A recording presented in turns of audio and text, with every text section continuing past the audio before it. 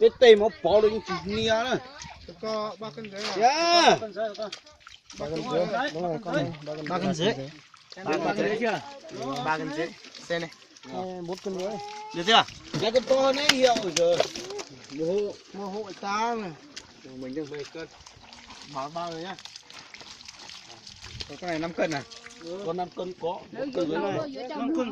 dưới chồng mua ấy. Năm 1 là 5, năm 2 là 10, 600. đi đuổi cái xe tô kìa Mua đi. Đấy con này nó quá một con to này Con này con 3 cân rưỡi đấy. cân thêm một con nữa Chế tủ lọt, chế chỉ với cái can can thì kia rẻ 50.000 nhưng mà trả ra đi cái làm gì quẻ mà ăn đấy Còn con nợ cho này còn 4 con to đấy mà. còn to còn nhiều đấy Không phải hết đâu. không đủ chúng ta ăn đấy nhà ăn 2 con đủ rồi 2 con là đủ rồi.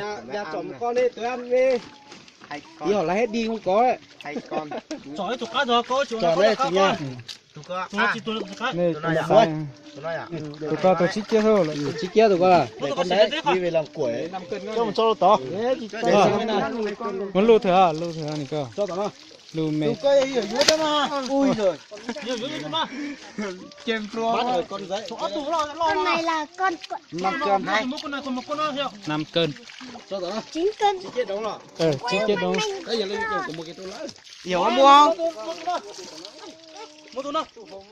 chết tụ tụ cá sấy tụ đấy chia chỉ biết tôi có thể mua rồi cá này cho tao lấy chị dễ chọn à? tao tụi tụi mày giỏi à cái gì tụi sao giỏi nếu tụ giờ chỉ kia từ từ tao là tao từ đó từ nè Chỉ chế dạ. Mẹ mất mẹ. Dạ mà tầm bị hay. Mẹ mất mẹ.